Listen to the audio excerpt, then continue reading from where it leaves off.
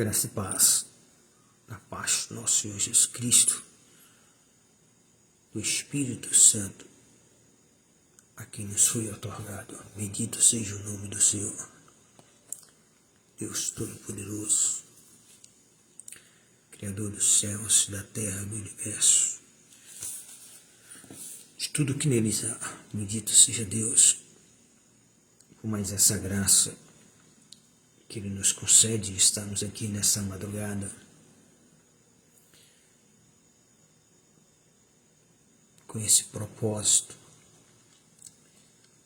de sempre estar levando a palavra de Deus em prol da sua vida,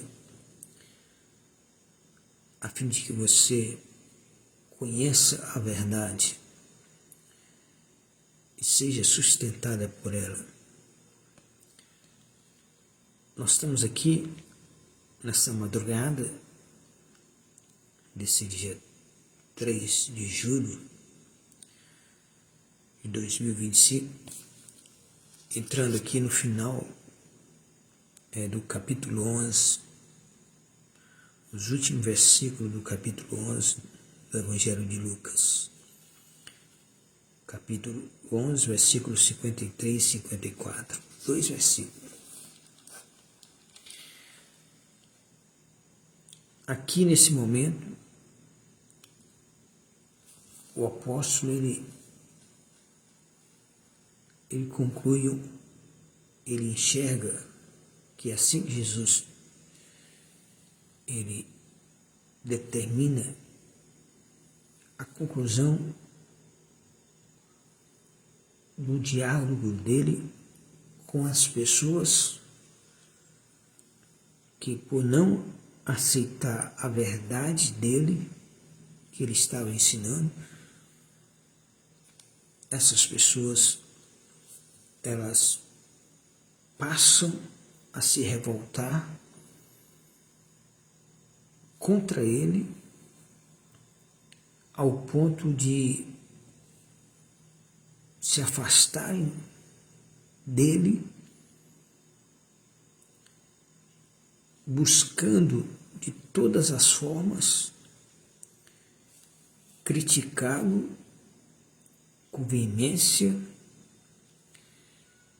procurando confundi-lo acerca do que ele ensinava, porque eles não aceitavam o que Jesus ensinava. Tudo isso para ter uma oportunidade de tentar encontrar algum motivo daquilo que Jesus falava para o acusá-lo. Então, aqui Jesus está concluindo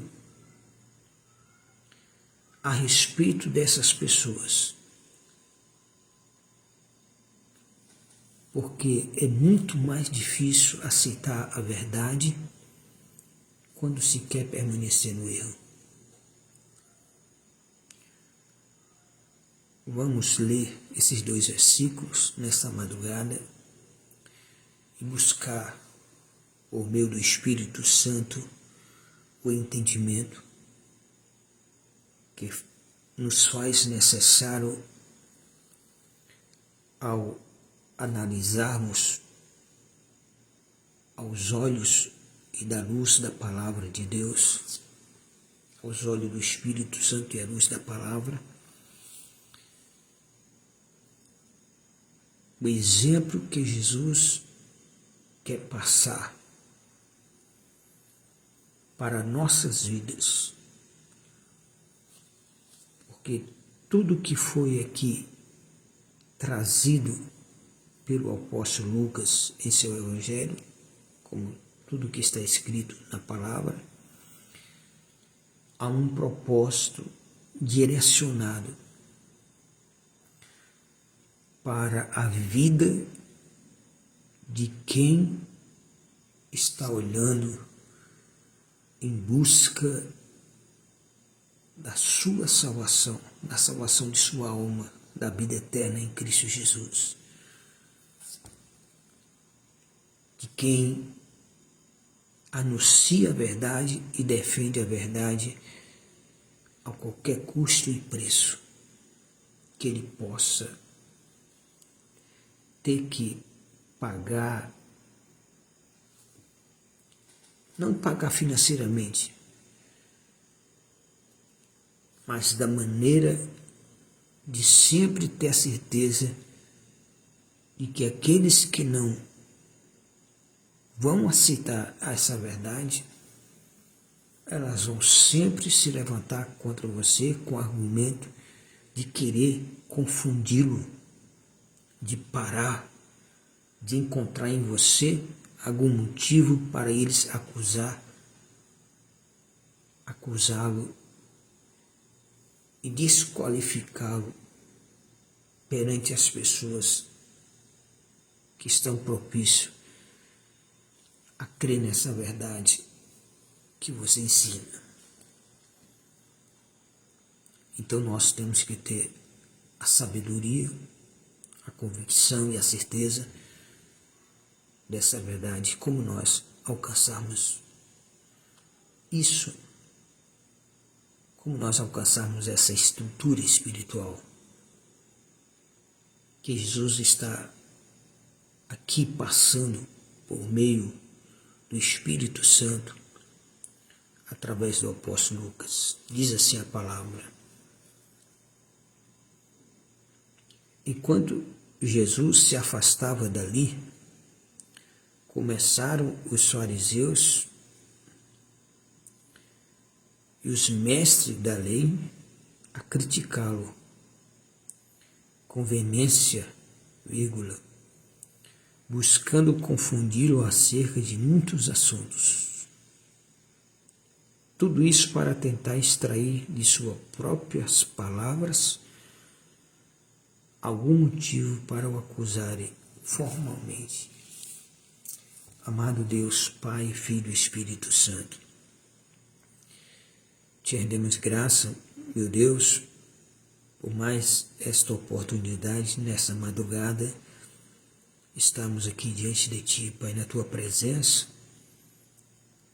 na direção do Teu Espírito Santo, na certeza da necessidade que temos de estarmos contigo, meu Deus, colocando, meu Deus, em prática o legado que o Senhor colocou em nossas vidas, buscando, meu Deus, levar a Tua palavra de maneira que aqueles que haverão de crer em Ti encontrem forças nesta palavra, para que eles permaneçam firmes, sólidos e fiel a Ti, Senhor. Te rendemos graça pela Tua confiança, Pai, na fé que Tu colocaste em nós por meio da Tua palavra, mediante ao Teu Espírito Santo que nos foi otorgado.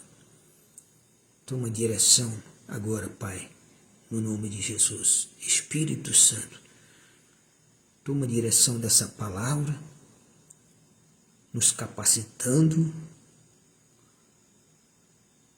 completando a obra que ainda nos falta, que um dia Tu iniciaste em nossas vidas.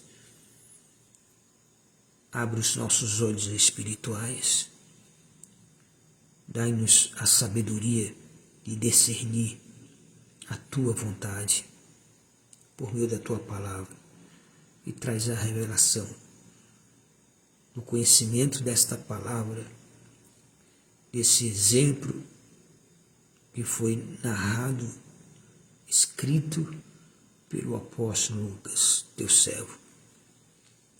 Em nome de Jesus, Pai. Vai quebrando todas as barreiras agora.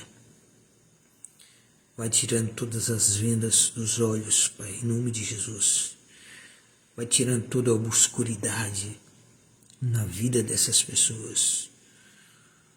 para que a luz da tua palavra adentre nesses corações, nessas vidas, e venham dissipar todas as trevas, todas as incertezas, as inseguranças, e teu Espírito Santo venha moldar essas vidas ao modelo de Cristo Jesus. É o que te pedimos, Pai. Faz isso conosco nesta hora. Em nome de Jesus. Amém. Louvado seja Deus. Bendito o nome do Senhor. É um processo que para muitas pessoas elas não vê como necessário de estarmos levando a palavra de Deus todos os dias, praticamente aqui todos os dias, pela madrugada ou pelas manhãs, mas levamos a palavra, buscando passo a passo daquilo que foi relatado pelos apóstolos. Começamos aqui pelo apóstolo Lucas, encerrando hoje o capítulo 11, de uma jornada que só Jesus sabe que está fazendo nos últimos momentos da vida dele, que intercede ele subir aos céus. Sempre é bom lembrar disso. Nós não estamos aqui, o apóstolo Lucas não está narrando os acontecimentos dos princípios do ministério de Jesus, não. Ele está narrando os acontecimentos finais. Olha para onde o Espírito Santo direcionou Lucas, o apóstolo, o médico Lucas. Direcionou ele a buscar os fatos que ocorreram na vida de Jesus, no ministério, na obra dele, mas nos seus dias finais, nas horas finais, que intercedia a subida dele aos céus. O Espírito Santo usava cada um da maneira como o Espírito Santo considerava necessário, e assim ele faz até hoje. E Jesus, ele vem aqui lidando com pessoas que aparentemente demonstravam que tinham uma vida com Deus, que agradava a Deus, que colocava, que tinha algum interesse em obedecer a Deus, mas que era tudo só aparência. Que por dentro dessas pessoas, elas não eram o que elas demonstravam por fora.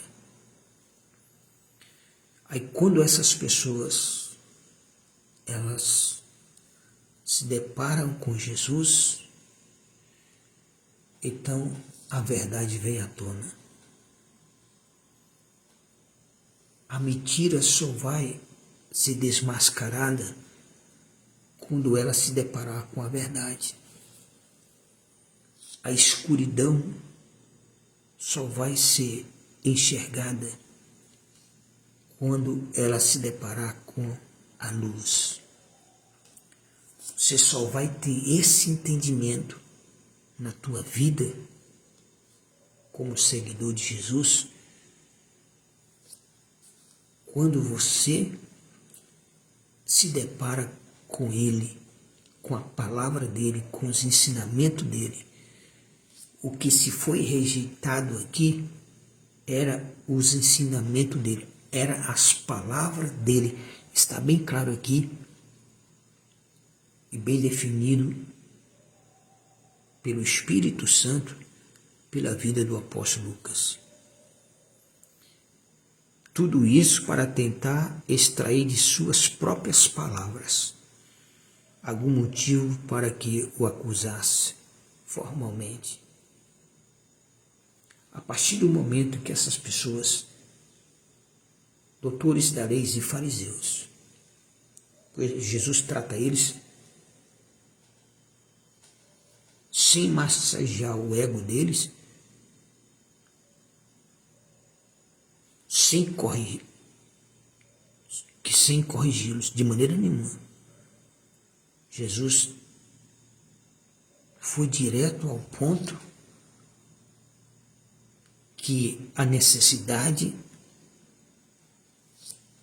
havia na vida deles de serem corrigidos, de ouvir a verdade, porque eles não eram o que aparentavam ser. Eles tinham dentro deles outras intenções malignas. Eles olhavam com os olhos malignos. Por isso eles não tinham luz dentro de si. Mas morava dentro deles trevas. Porque é assim que Jesus começou a chamar a atenção deles. E começou a chamar a atenção da multidão para ver como eles eram. Para que nós não sigamos o exemplo daqueles que só têm trevas dentro de si, porque não leva em consideração como prioritário a palavra e o ensinamento de Jesus. Esses fariseus e doutores da lei, como Jesus disse para esses doutores da lei, vocês se apossaram da chave do conhecimento, mas essa chave do conhecimento nem tem feito vocês entrar e ainda impede aqueles que estão prestes a entrar. Ele está falando que aquelas pessoas que estavam ali, seguindo ele, estavam prestes a entrar no reino de Deus. Por meio de quê? Da morte dele na cruz do Calvário, que estava se aproximando. Mas aquelas pessoas estavam se apossando da chave do conhecimento. Então, nós temos que adquirir o conhecimento pela graça de Deus, pela vontade de Deus, um conhecimento que não nos impeça de entrar e que não nos faça impedir alguém de entrar, que está próximo a entrar. Eles já não estavam próximos, mesmo se apossando da chave do conhecimento. Aí Jesus estava passando para as pessoas que elas tinham direito a esse conhecimento. Deus nos dá o direito igual a conhecer a verdade, a saber exatamente o porquê dele ter vindo a esse mundo e ter dado a vida de uma forma, de uma morte cruel, como a qual ele foi subjugado a ter na cruz do Calvário, para exatamente nos conceder a oportunidade de nos consertarmos com Deus, de nos voltar para Deus por meio dele, Jesus. Porque não existe outro meio, tem que ser por meio dele, porque foi ele que derramou o seu sangue inocente para perdoar os nossos pecados. quando ele estava na cruz, a palavra diz que o véu se rasgou de alto a baixo, o véu do templo, porque na época dos sacerdotes, nas sinagogas, havia um véu que separava o povo do que estava depois do véu. E só o sacerdote podia adentrar depois do véu para falar com Deus e interceder a Deus por aquele povo que ficava antes do véu. Era uma barreira de separação. Mas quando Jesus está na cruz do Calvário e ele dá a vida por nós, a palavra diz que o véu se rasgou de alto a baixo. Deus já destruiu todas as barreiras que impedia você de se achegar a Ele, de conhecê-lo como Jó conheceu e como outros conheceram, como Moisés conheceu, como Abraão conheceu. Cada um conheceu de uma forma. Como Paulo conheceu Jesus, os discípulos, apóstolos. Como você tem conhecido também a Jesus? Aqui nessa palavra, Jesus, o apóstolo Lucas está encerrando o capítulo 11, encerrando os assuntos que estavam exatamente direcionados a essas pessoas. Essas pessoas que não aceitavam de forma nenhuma a verdade que Jesus estava anunciando, que eram esses fariseus e doutores da lei. Eles se afastaram, quando Jesus se afastou deles, aí então eles começaram, os fariseus e os mestres da lei, a criticar. Quando você fala a verdade, você está na presença de pessoas e você fala a verdade, elas vão procurar te criticar. Porque elas não querem aceitar a verdade. É o primeiro sinal de que a pessoa, ela não quer ser direcionada pela verdade. Não quer ser liberta pela verdade. Não quer sair do engano. Não quer sair da vida errada.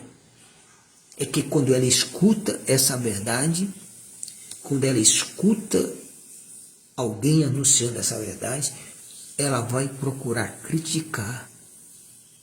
Ela vai procurar uma oportunidade de querer confundir o assunto da verdade pelo qual você está anunciando ou nós estamos anunciando.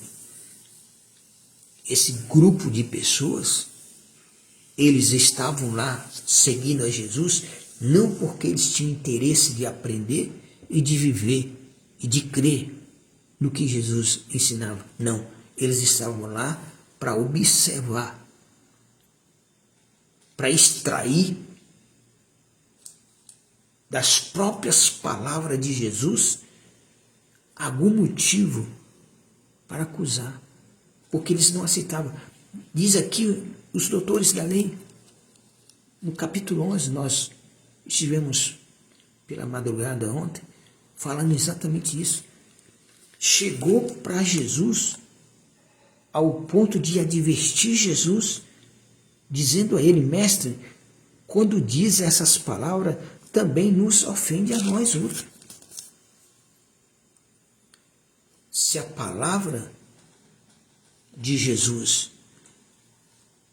não nos ofende quando está errado, e nós não aceitamos isso, é porque nós não queremos ser corrigidos. É porque nós não queremos ter uma vida eterna com Deus. A história, vamos colocar aqui uma parábola que Jesus falou, muito conhecida. A parábola do filho pródigo. Creio que você já tenha ouvido essa parábola muitas e muitas vezes. Que já estivemos aqui muitas vezes pelo Espírito Santo colocando essa parábola e o que ela revela, o quanto existe uma profundeza de Deus, de conhecimento a respeito dessa parábola. Nós conhecemos a história da parábola do filho pródigo. Eram dois irmãos, dois filhos, que conviviam com o pai. Mas os dois não pensavam de maneira igual.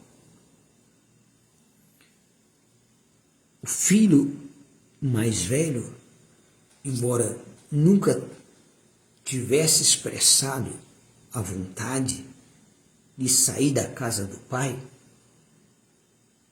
e fazia tudo o que o pai pedia a ele para fazer, mas ele tinha algo dentro dele que ele precisava mudar, que era que ele não aceitava de forma nenhuma que o seu irmão, depois de ter se afastado, saído da casa do pai, levando consigo a sua herança, a parte da sua herança, gastado tudo da maneira como ele gastou, e ter voltado sem nada, e o pai o ter aceitado de maneira que o irmão mais velho não aceitava, não concordava que o pai tivesse recebendo aquele irmão depois de tudo errado que ele havia feito. E qual foi o ensinamento de Jesus para o irmão mais velho? Esse teu irmão estava perdido, foi achado. Estava morto e reviveu. Não deveríamos nos alegrar? Então, quais os motivos pelo qual nós achamos ou julgamos que devemos nos alegrar? É quando tudo está de acordo com o que nós pensamos? É quando tudo está de acordo com o que nós determinamos que é certo mesmo estando errado?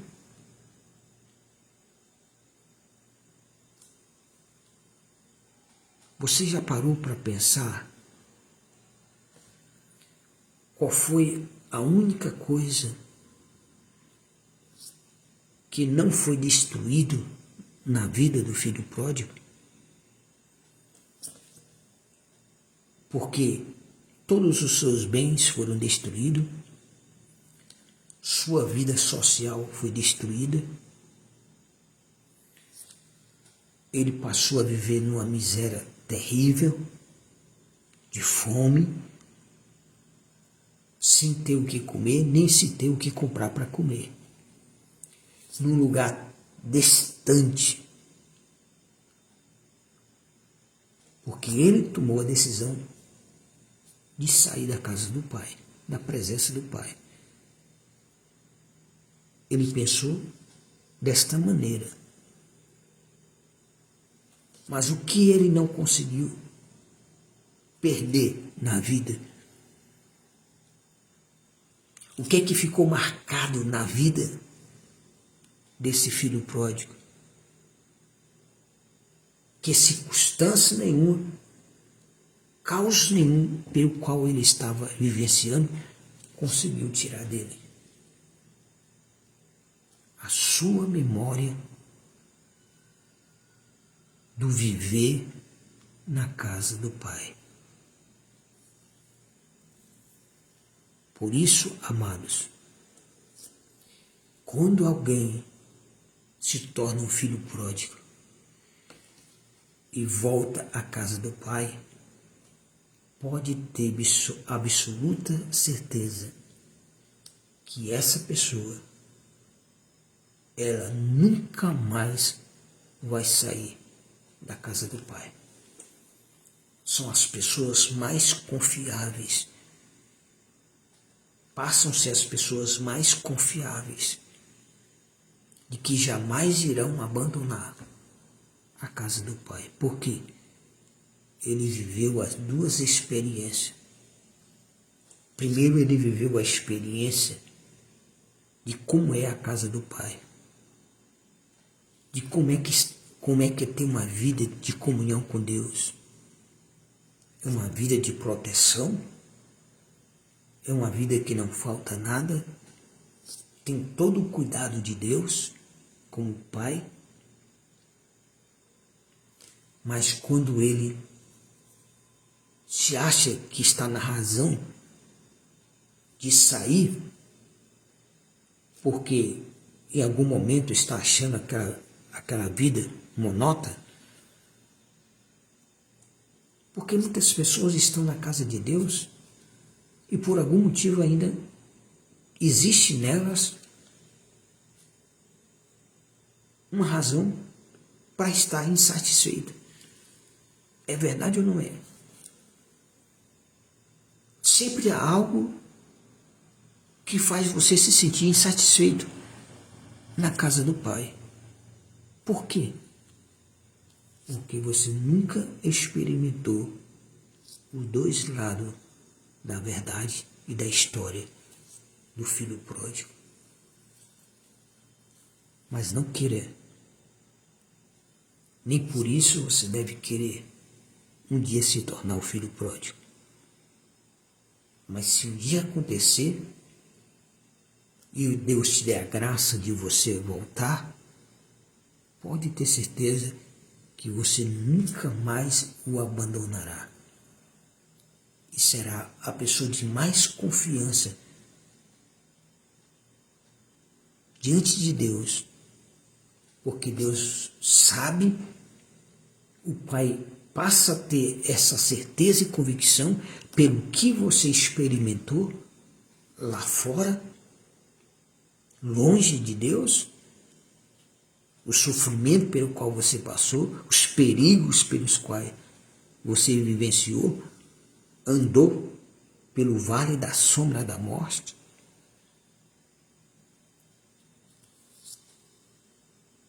Mas você lembrou, você não deixou a sua memória esquecer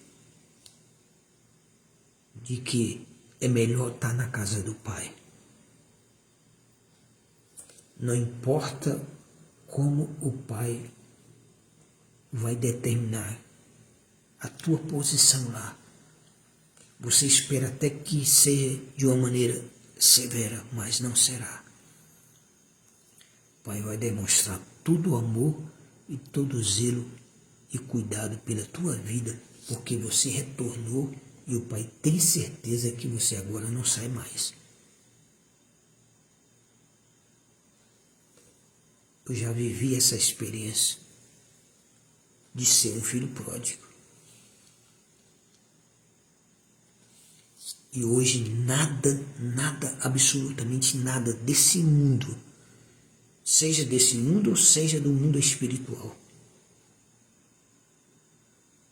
faço das minhas palavras as palavras do apóstolo Paulo.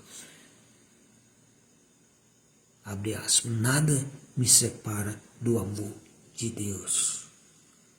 Quando se experimenta o amor de Deus e depois você despreza esse amor de Deus para viver uma vida como a do filho pródigo, e você tem a graça de retornar a vivenciar novamente o amor do Pai, de Deus na tua vida, pode ter certeza, nada vai tirar você da presença de Deus, do caminho certo, de defender a verdade, Jesus está defendendo a verdade diante de todos, até daqueles que não aceitavam de maneira nenhuma a verdade dele. E por ele anunciar a verdade, eles procuravam de todas as formas, pelas próprias palavras ou ensinamento de Jesus, encontrar algo que eles pudessem acusar a Jesus.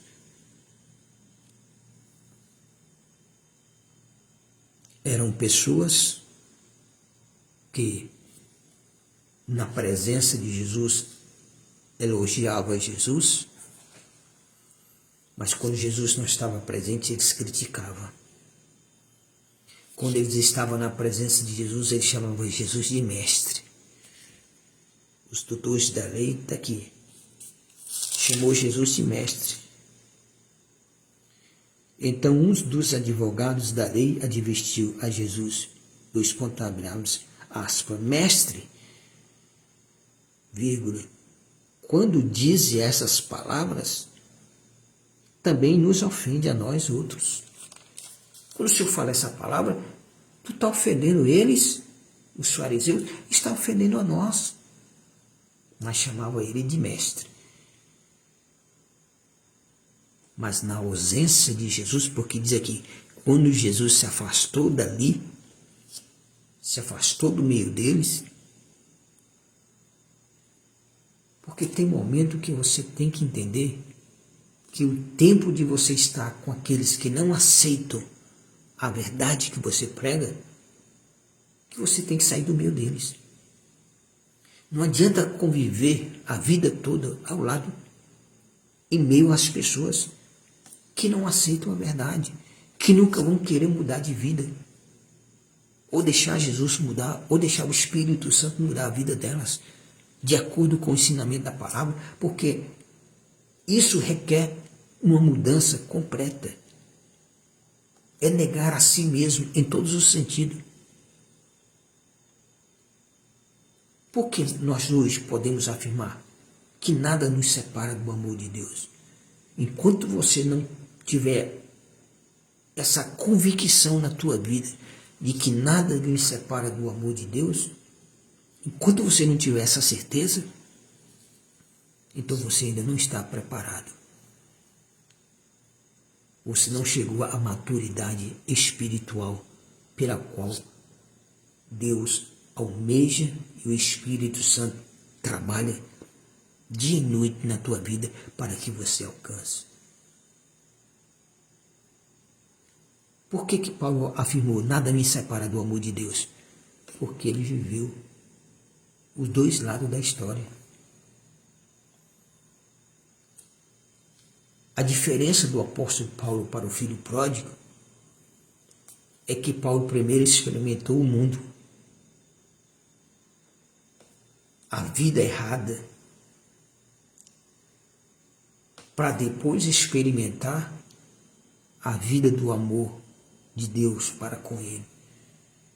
Quando ele conhece o amor de Deus verdadeiramente, então ele está convicto agora que nada vai tirar ele da presença de Deus. Então, enquanto eu e você, enquanto nós, como seguidores de Jesus, não tivermos essa convicção de que não há lugar melhor e forma melhor de se viver do que viver na casa do Pai, aos cuidados do Pai, do que viver lá no mundo, fazendo tudo que sua carne sempre luta e proporciona a você para fazer. Como diz o apóstolo Paulo, cumprindo as concupiscências da carne. A diferença dos dois irmãos é que um viveu dois lados da história e o outro só viveu um. E aquele que passa pela experiência que passou o filho pródigo, quando ele retorna à submissão da vontade do Pai, a primeira dificuldade que ele vai encontrar não é nenhuma reação contrária do Pai. Não é nenhum gesto desgostoso ou revoltante do Pai para com ele. Quando o filho pródigo voltou, o Pai o abraçou, beijou, colocou o anel de volta de filho. Tu passa a ter o mesmo direito como filho, mesmo ele, o filho pródigo, se humilhando diante do Pai, dizendo: Pai, me aceita. Não precisa me aceitar mais como teu filho, porque eu não sou mais digno. Pelo que eu já fiz de errado, mas me concede, pelo menos, o direito de ser um dos teus empregados. Porque eu vou viver melhor e sendo um dos teus empregados na tua casa do que lá onde eu vivi e experimentei o quanto é difícil e destruidor estar longe de ti. O Pai o recebe com amor. O Pai o abraça com amor. Por quê? Porque o Pai tem de volta aquele que se perdeu e traz à vida aquele que estava morto espiritualmente. Por isso o Pai disse para o irmão mais velho: esse teu irmão estava perdido e foi achado. Estava morto e reviveu. E tu fica indignado por isso? Quando o filho pródigo volta à casa do Pai, quando você experimenta os dois lados da história da vida, a vida com Deus e a vida sem Deus, e Deus te dá graça de você retornar a essa vida com Deus, pode ter certeza, aquele filho, aquele irmão em Cristo, da família que convivia com você, serão os primeiros a te rejeitar. Busca motivos nessa terra para te acusar de que você não é merecedor do perdão do Pai, do amor do Pai e do cuidado do Pai, porque você viveu a vida, em algum momento da sua vida, viveu essa vida desprezando todo esse amor, todo esse cuidado, todo esse zelo que Deus sempre demonstrou para contigo quando tu estava na presença do Pai, na casa do Pai.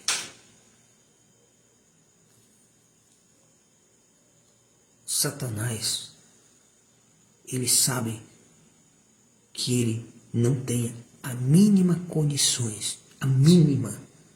condições de tirar da casa do Pai alguém que um dia já foi filho pródigo.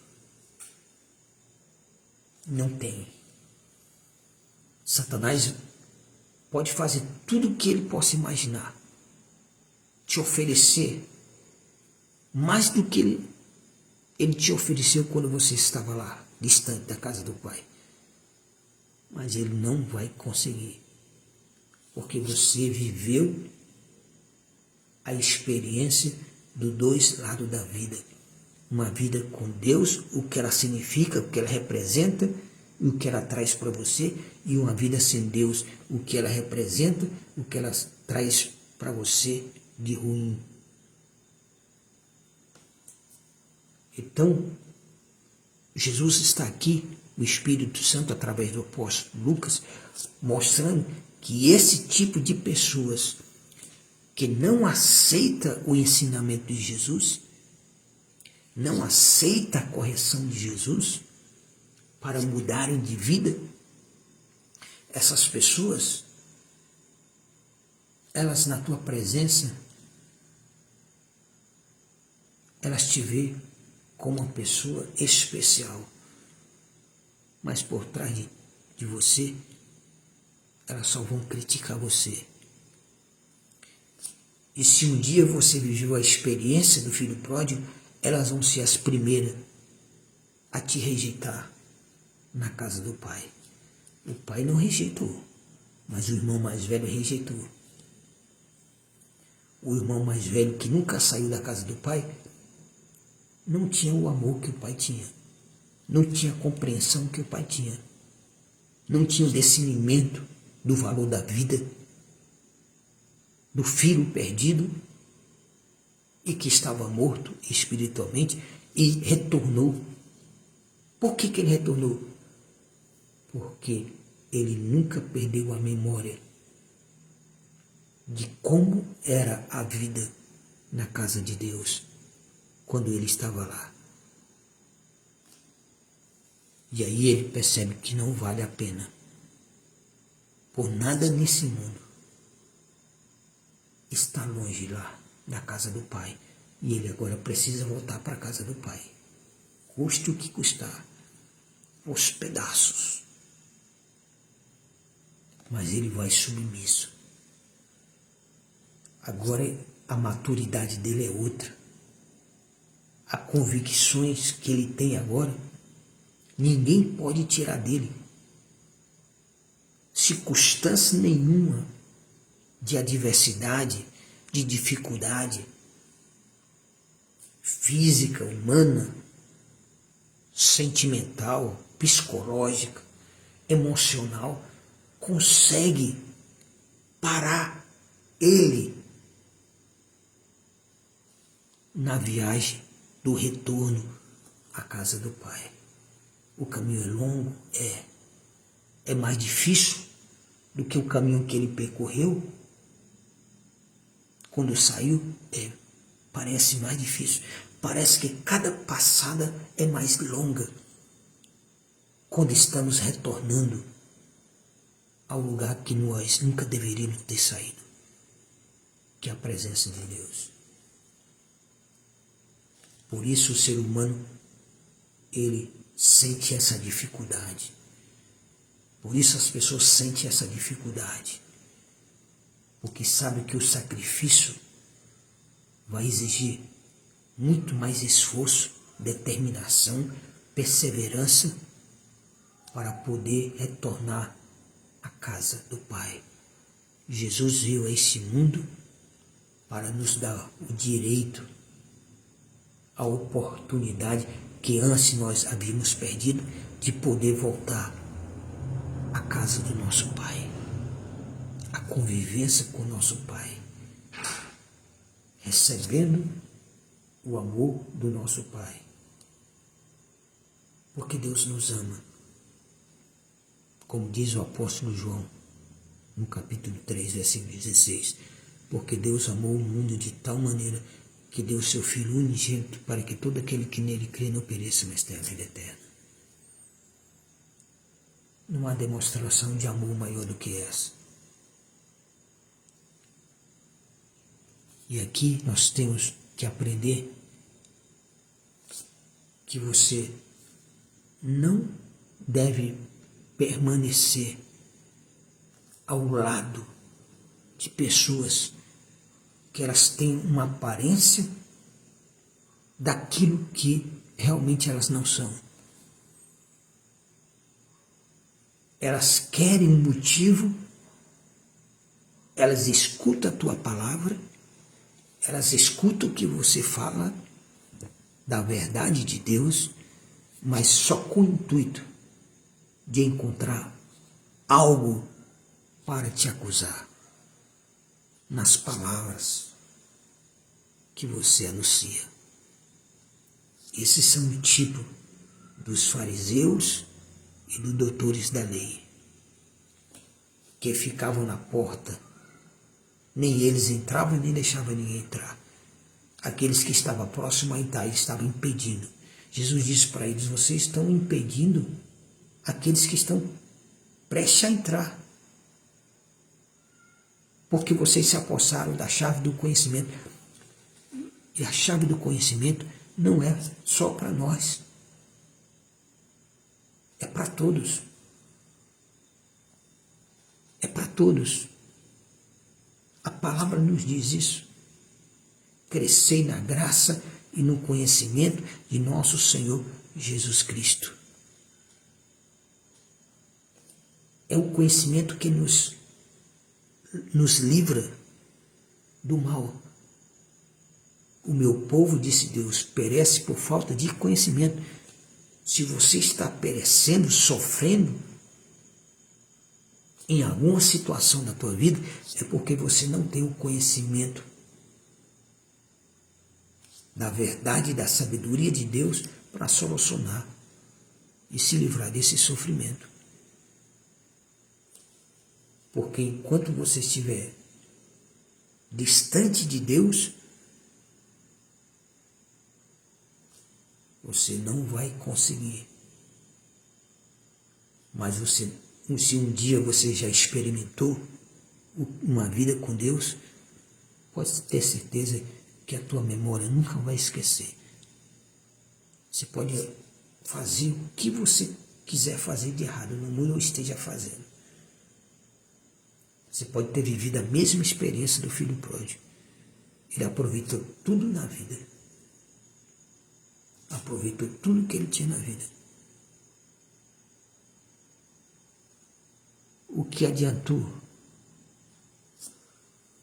o Alexandre o Grande ter aproveitado tudo na vida e quando chegou na hora da morte, foi que ele veio ter conhecimento, foi que ele veio ter noção, foi que ele veio se conscientizar de que todas as suas conquistas, todas as riquezas que ele usufruiu pela posição, pela força que ele adquiriu, não conseguia livrar ele do destino que agora ele estava prestes a chegar no final, a morte. Por isso que a história de Alexandre, chamado Alexandre o Grande, ele era grande até o dia em que ele ainda conseguia ficar de pé. Mas no dia que ele ficou acamado, doente e enfermo, toda a sua grandeza não lhe serviu mais de nada. Tudo o que ele viveu não servia de nada para livrar ele daquela doença e da morte que estava chegando na vida dele. E ele toma conscientização disso. E ele quer passar uma mensagem. Ele quer deixar uma mensagem para que as pessoas olhem que o que ele viveu, o que ele teve, o que ele usufruiu de riqueza e o que a riqueza proporciona de errado na vida das pessoas, porque quem ama o dinheiro só traz mal para a tua vida. E o Alexandre o Grande percebeu isso, mas ele percebeu já nas últimas horas da sua morte. Mas ele toma uma atitude de deixar um exemplo dessas três coisas. Quando ele morresse, ele faz então aqueles três pedidos.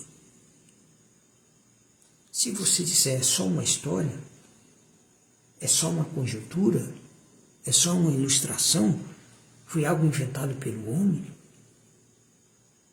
não importa. Mas se olharmos para os pedidos finais que a história conta que ele fez aos seus generais no leito de enfermidade antes de morrer, tem uma lição extraordinária para a vida de quem quer que seja. Ele chega para os seus generais e primeiro pede aos seus generais que jure diante dele que vai fazer exatamente o que ele vai pedir depois que ele morrer. Seus generais eram leais, fiéis a ele, e não se recusaram de maneira nenhuma a não fazer, mas confirmaram: não, vamos fazer exatamente como você está nos pedindo. O que o Senhor deseja que nós façamos após a sua morte? Aí Alexandre o Grande fala para os seus generais: eu quero que o meu cortejo,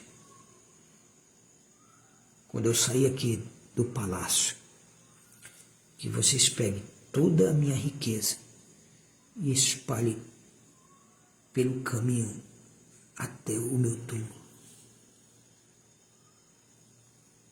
Todos os generais ficaram surpresos, porque queriam saber o significado disso. Eu quero que, ao colocarem o meu corpo no caixão, as minhas mãos sejam e fique pelo lado de fora do caixão. Uma coisa inusitável. Um pedido inusitável. E cada pedido fazia seus generais ficarem mais confusos para querer saber o que significava isso.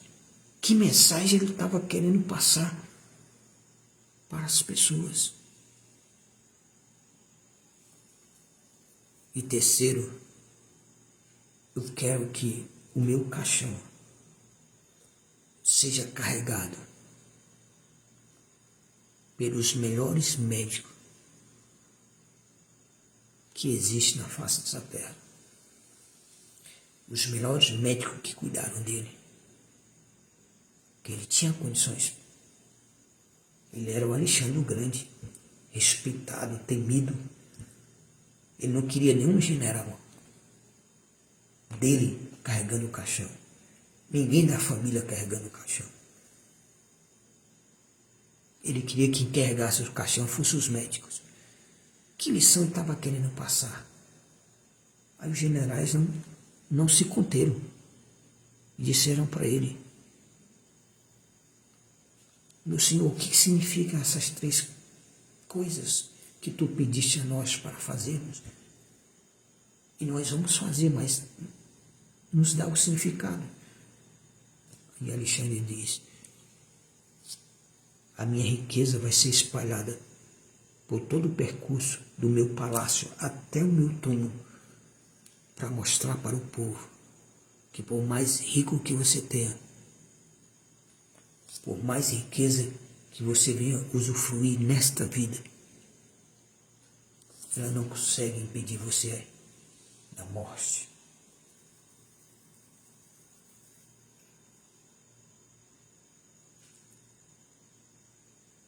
Mas, Senhor, e o segundo pedido?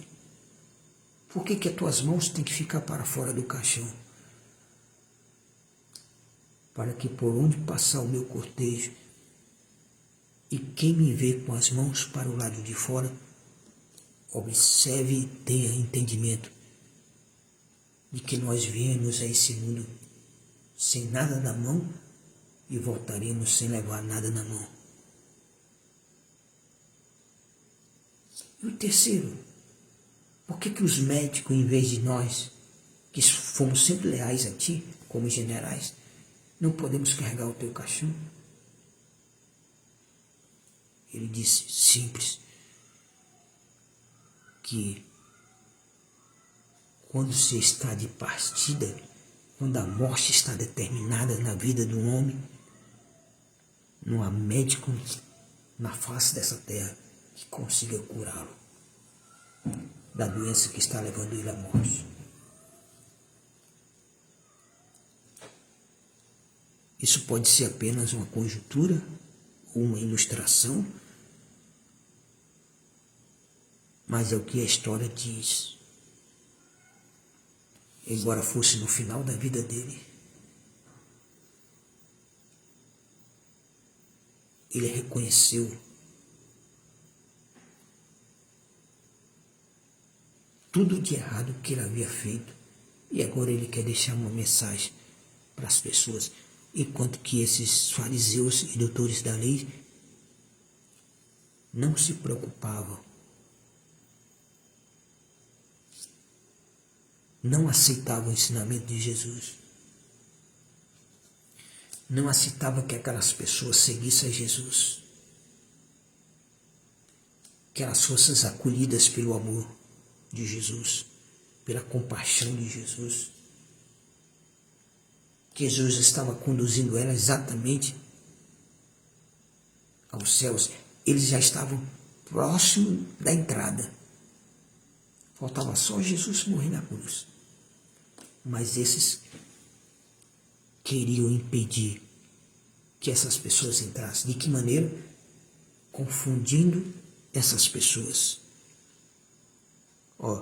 Depois que Jesus saiu, se afastou dali, de onde eles estavam, começaram os fariseus e o mestre da lei a criticá-lo com veemência.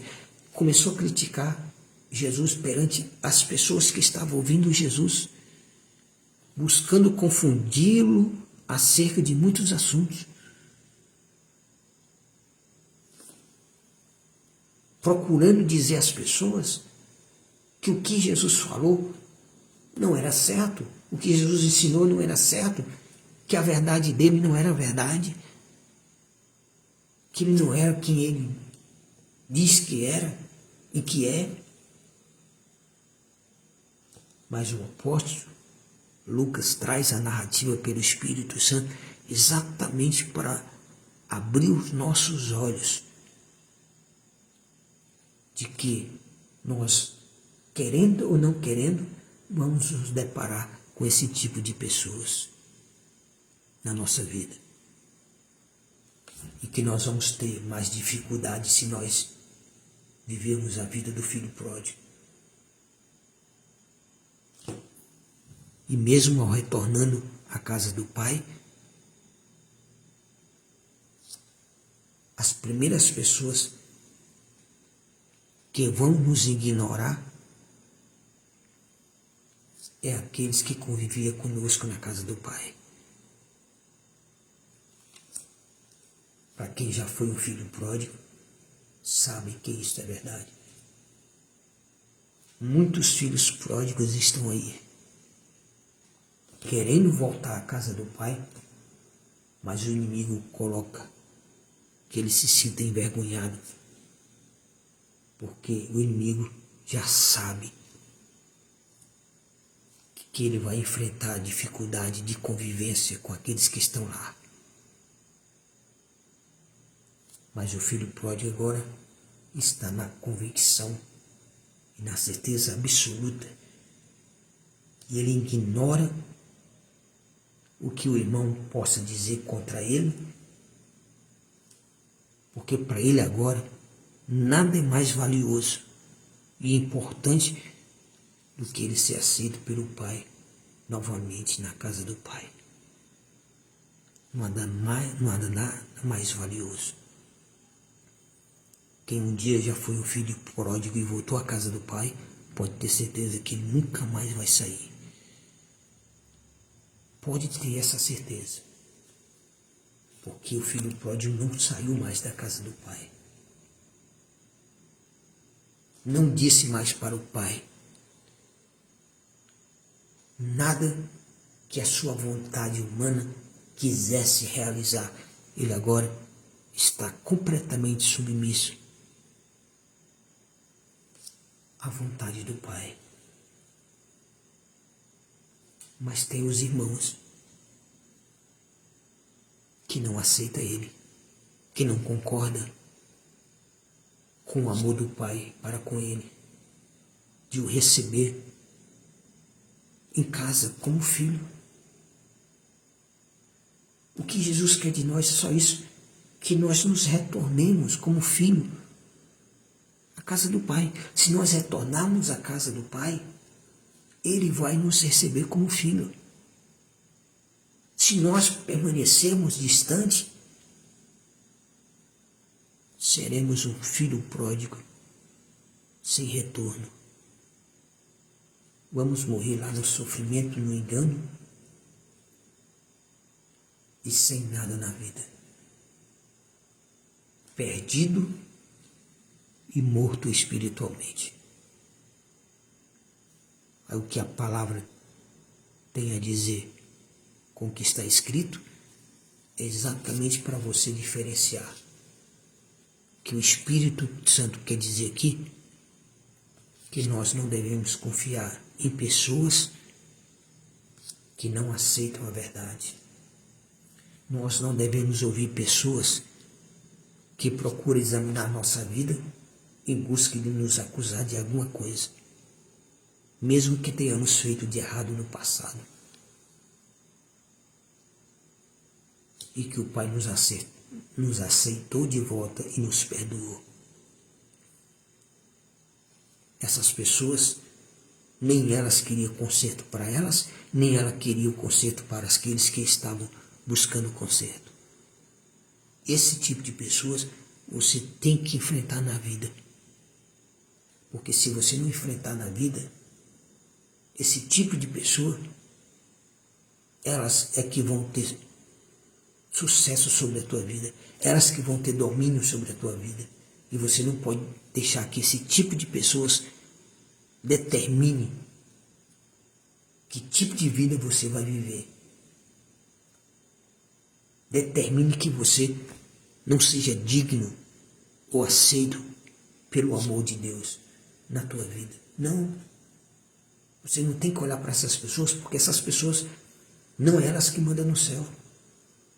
Não são essas pessoas que morreu por você na cruz. Foi Jesus. Por isso o escritor de Hebreus nos orienta. Olhai para Cristo, autor e consumador de nossa fé. Por que Paulo foi diferenciável? Porque ele sabia a diferença dos dois lados da vida. Por que o apóstolo João se tornou diferenciável? Porque ele observou em Jesus que cada gesto, cada ato dele, cada palavra dele era uma demonstração do amor de Deus. Então ele passa a buscar essa maturidade e se tornar o apóstolo do amor. No começo ele era vingativo, mas o Espírito Santo foi trabalhando e fazendo ele enxergar o quanto Jesus demonstrava em cada momento da vida dele o amor do Pai, mesmo quando estava corrigindo quem não queria ser corrigido. Por isso Paulo diz que a correção, no momento do ato da correção, ela lhe traz tristeza. Você não gosta. Ninguém gosta de ser corrigido. Ninguém gosta de ser chamado a atenção. Mas Deus todo dia está nos chamando a atenção e nos corrigindo, porque Ele nos ama. E depois nós vamos ver o resultado. Ela vai nos trazer alegria, porque ela nos impedirá das consequências. Que se nós não seguirmos a verdade dele, os ensinamentos dele, vamos vivenciar só caos, perdas e desgraça na nossa vida. Por isso nós temos que aprender com a palavra, com o ensinamento de Jesus, você sempre vai se deparar com esse tipo de pessoas, seja dentro da igreja ou fora dela, no mundo.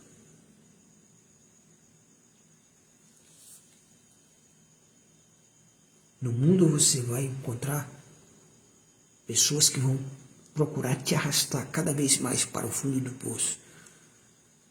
Mesmo que aparentemente você pense que elas estão fazendo algo de bom para você. Mas na realidade é tudo uma aparência, uma ilusão e um engano de Satanás para te pegar, uma armadilha para te prender lá distante. Satanás ofereceu tudo a Jesus.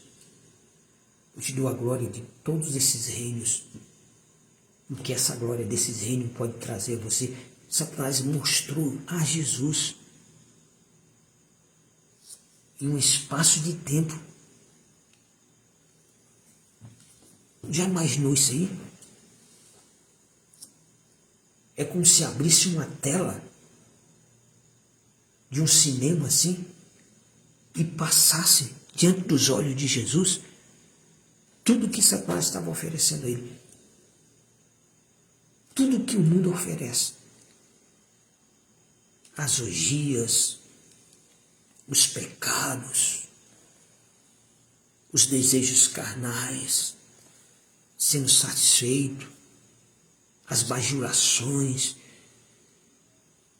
o que o dinheiro proporciona e traz de errado na vida da pessoa. O dinheiro traz algo de bom? Traz. Para quem está em obediência a Deus. Mas quando você não está em obediência a Deus, você pode ter toda a riqueza do mundo e assim você não pode perder a tua alma. Porque senão não estaria escrito que adianta o homem ganhar o mundo inteiro e perder a sua alma. Nós temos que olhar para a palavra de Deus e aprender com ela. Aprender com esses exemplos, com esses textos que o apóstolo Lucas vai narrando e escrevendo conforme o Espírito Santo vai determinando a ele fazer. Dos momentos em que Jesus está convivendo com grupos de pessoas diferenciáveis em todos os sentidos, mas Jesus não perde o foco. Jesus não deixa de ser quem ele é. Porque alguém não gosta, porque alguém vai criticá-lo, porque alguém está observando as palavras dele para tentá-lo acusar de alguma coisa, de acusar formalmente, exatamente para prendê-lo e matá-lo. Mas Jesus sabia a hora certa que isso ia acontecer, então antes que chegasse essa hora, Jesus não permitiu que acontecesse. Jesus se deixou ser preso. Jesus deixou que as pessoas o levassem para ser julgado. Jesus se deixou que as pessoas o levassem ele para morrer aquela morte de cruz. Foi Jesus que deixou. Se ele quisesse ter se livrado, ele tinha se livrado. Porque ele disse para os apóstolos, quando Pedro cortou a orelha no sacerdote chamado Malco: vocês pensam, vocês acham, se eu não pedisse ao Pai uma legião de anjos para me defender, ele não mandaria? Eu não preciso que vocês me defendam dessa maneira, querendo fazer o mal. Guarda a tua espada. Ele havia cortado a orelha do homem, como se a espada fosse impedir o que estava determinado, que Jesus teria que fazer por nós na cruz. Por isso a palavra diz que usa da espada pela espada é ferido. Quem usa da espada para ferir alguém é ferido pela espada também. Mas esses homens ainda não haviam sido transformados em quem Jesus sempre acreditou que um dia eles seriam. Por isso Jesus os escolheu. Por isso Jesus escolheu você. Que embora você ainda não esteja no momento e na vida adequada do que Deus deseja que você esteja, mas Jesus sabe que esse momento vai chegar na tua vida porque o Espírito Santo está trabalhando diariamente na tua vida. Pouco a pouco, lhe trazendo conhecimento do que se deve e do que se não deve. Do que se tem que negar e do que se tem que abraçar. Do que tem valor e daquilo que não tem valor. O reino de Deus é a coisa mais valiosa e ele é ganho à força. Eu tenho que me esforçar. Eu tenho que perseverar. Porque não há nada melhor, mais seguro para nós do que estar na casa do Pai. Sobre os cuidados do Pai. Sobre as ordens do Pai. Sendo submisso. Usufruindo deste amor de Deus. Usufruindo dessa compaixão e misericórdia que Ele tem pelas nossas vidas. Porque, como disse Davi, se não fosse as misericórdias de Deus, há muito que os meus inimigos já havia comido a minha carne viva. Se não fosse a misericórdia de Deus na tua vida, você ainda estaria vivo? Eu provavelmente não estaria. Porque tentaram de todas as maneiras comer a minha carne viva. Mas Deus nunca tirou a misericórdia dele sobre a minha vida. Porque Deus conhece, Ele sabia que como o filho pródigo voltou, Ele sabia que eu voltaria.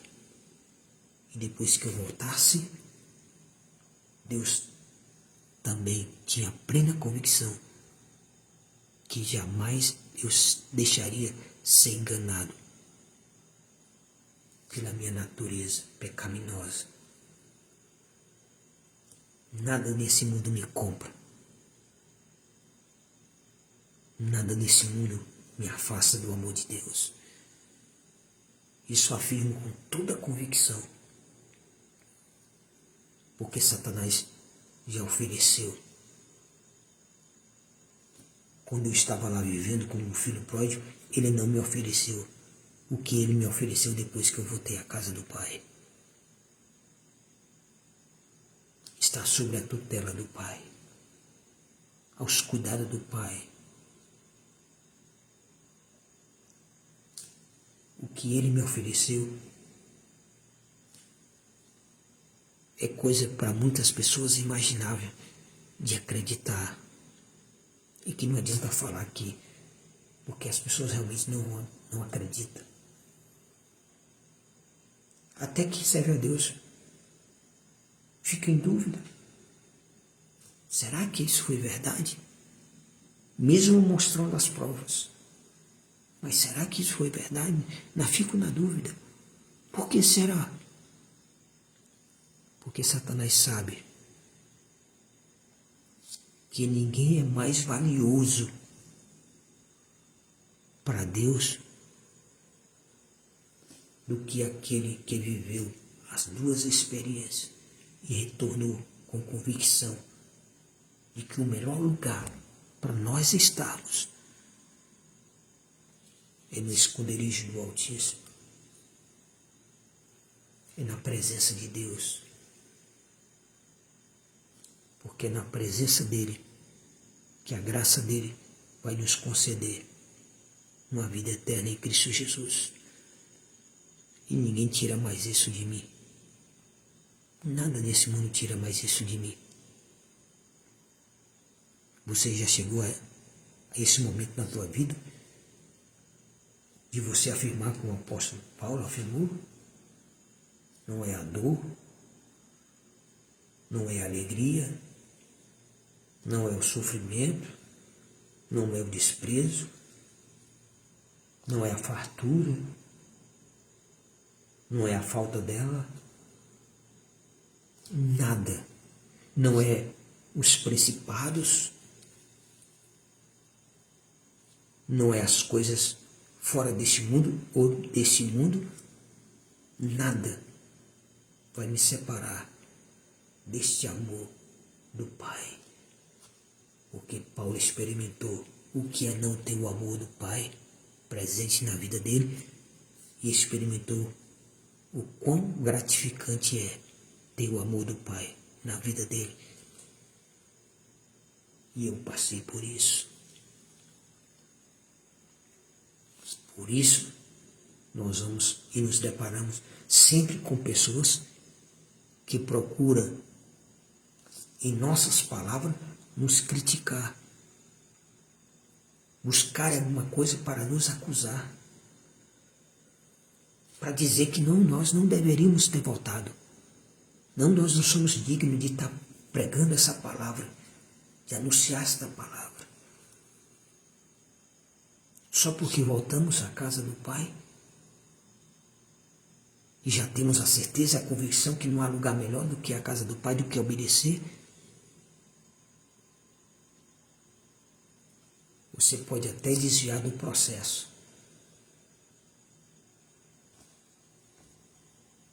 Mas do plano de Deus para a tua vida você não consegue mudar. Deus traz de volta você por meio do processo, para que o plano dele na tua vida se cumpra. Assim como ele fez na minha vida, ele também fará na tua. Mas não espere acontecer as piores coisas na tua vida para você agir de maneira correta. A palavra já vem para nos dar o entendimento do que é certo, já para poder vivermos o que é certo. Então esses doutores da lei e fariseus, eles começaram, diz aqui a palavra, a criticar com veemência, buscando confundir acerca dos assuntos que Jesus fala. Quando alguém busca confundir o que você fala da verdade de Deus, aí você tem que ter a convicção realmente que você está certo. Porque tem pessoas se levantando contra a verdade que você prega. Elas vão procurar extrair de suas próprias palavras algum motivo para te acusar. Mas é mais uma certeza de que você está na casa do Pai, na comunhão do Pai, sobre a tutela do Pai, aos cuidados do Pai, do amor dele. E isso nada vai tirar de nós, nada vai tirar da tua vida. Então, meus amados, olhemos para o que realmente é importante para nós, que Jesus está nos mostrando em sua palavra, mostrando quem são as pessoas que são a favor e que são contra, corrigindo quem não aceita a correção, não é a favor da verdade. Quem não aceita mudar, quem não aceita obedecer a palavra, porque não é a favor dos ensinamentos de Jesus. Não quer uma vida eterna com Deus. Não sabe ainda discernir o quão valioso é alcançar pela graça dele essa vida eterna. Aí por isso que as coisas deste mundo, o dinheiro, os prazeres da vida, as orgias, a vida fácil, a avareza, a perversidade, domina a vida da pessoa, levando ela cada vez mais para um buraco sem fim. Em vez de te levar para cima, está te levando para o fundo de um poço que você não conseguirá sair. Então, antes que a morte bata em tua porta, tenha certeza absoluta que você está sendo cuidado pelo amor do Pai em Cristo Jesus. Amado Deus Todo-Poderoso, Pai querido, Pai amado, Espírito Santo maravilhoso, Jesus querido, louvamos e agradecemos a Ti por essa palavra, por esse ensinamento, por termos essa certeza que Tu confias na fé que está em nossas vidas, que foi depositada em nossas vidas, a qual nós Te apresentamos no dia a dia, porque nós cremos, Pai, que tudo é possível àquele que tem fé. Então, Pai, mediante a graça em Cristo Jesus, nos concede a cada um desses Teus filhos, a cada um dos Teus ungidos, livrando eles de tropeçarem, antes que o mal venha para destruí-los. Abre o entendimento de cada um. Façam eles ter a percepção do perigo, da armadilha que Satanás está armando para destruir a vida dessa pessoa. Abre esses olhos espirituais, Pai. Revela pelo Teu Espírito Santo a esse coração por meio da Tua palavra. E essa pessoa, meu Deus, possa, pela Tua graça, pelo Teu cuidado, pelo Teu zelo que Tu tens para cada um de nós,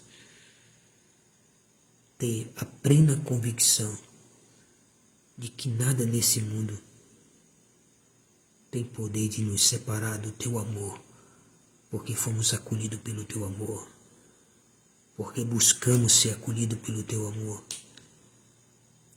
Desperta a Tua igreja para esse entendimento, Pai, em Cristo Jesus. E continua nos livrando de todo o mal que há nesse mundo, nos guardando e nos protegendo, no nome de Jesus, de todas as armadilhas e ciladas de Satanás. Nos limpando cada vez mais por dentro, por meio da Tua palavra, os Teus ensinamentos, pelos quais devemos pôr em prática, que o Senhor nos ensina como exemplo aqui. Em nome de Jesus, Pai, guia os nossos passos por vereda de justiça, por amor do Teu nome. E envergonha todos os planos e desfaz nesse todos os planos de Satanás, dos demônios contra a nossa vida, das pessoas que são direcionadas pelo inimigo também a se levantar contra nossas vidas. Mas nós, pela graça do Senhor, sabemos que não há lugar melhor no mundo para se estar do que na Tua presença, do que no esconderijo do Altíssimo, na sombra do Todo-Poderoso. Então, Pai, nos guarda, nos cerca de proteção e nos livra de todo o mal. Seja repreendido a doença e a enfermidade. Restaura a saúde desse Teu filho, desse Teu servo, dessa Tua serva, cujos Teus planos ainda não se completaram na vida dele, na vida dela. Então, dissipa o mal, dá entendimento, dá convicção de uma firme e sólida fé, de que o Senhor está cuidando de cada um. E se buscarmos de Ti, recebemos o que buscamos por crermos, que assim receberemos por meio de Cristo Jesus, Teu Filho amado. Por isso, Pai, abençoa a vida de cada um. Salva essa nação. Salva esse país. Cuida da Tua igreja, Pai. Abençoa Israel e Jerusalém, prosperando-os e destruindo e envergonhando todos os inimigos que se levantarem contra Israel e Jerusalém. No nome de Jesus, Pai. Graças te damos, meu Deus, pelo Senhor ter nos acolhido